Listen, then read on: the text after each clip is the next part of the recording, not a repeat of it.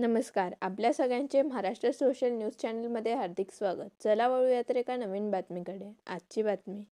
राजस्थानातील श्री गंगानगर येथे 13 वर्षीय बालिकेवरती झालेल्या कथित सामूहिक अत्याचाराच्या निषेधार्थ धुळे शहरातील महिलांनी जिल्हाधिकारी कार्यालयाबाहेर जोरदार निदर्शने केली. आरोपींना कठोरातील कठोर शिक्षा देण्याची मागणी करत महिला व मुलींच्या सुरक्षेसाठी कठोर कायदे, संवेदनशील वागा CCTV कॅमेरे तसेच शाळा, महाविद्यालये, महिला वसतिगृहे आणि बस स्थानक परिसरात नियमित पोलीस गस्त वाढविण्याची मागणी करण्यात आली. या संदर्भातील निवेदन जिल्हाधिकाऱ्यांमार्फत केंद्र व राज्य शासनाला देण्यात आले.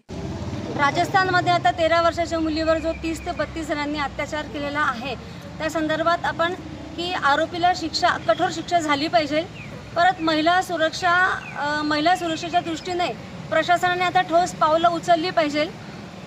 जे काही करता येईल, शाळा कॉलेजेस आहेत जिथे निर्जन वस्ती आहे अशा ठिकाणी पोलिसांची गस्त वाढवणे, 112 सारखा जो हेल्पलाईन क्रमांक आहे त्याचा जास्तीत जास्त प्रचार प्रसार करून तो 24 तास सक्रिय ठेवणे, अशा बऱ्याचशा मागण्या आपण प्रशासनाला करत आहोत.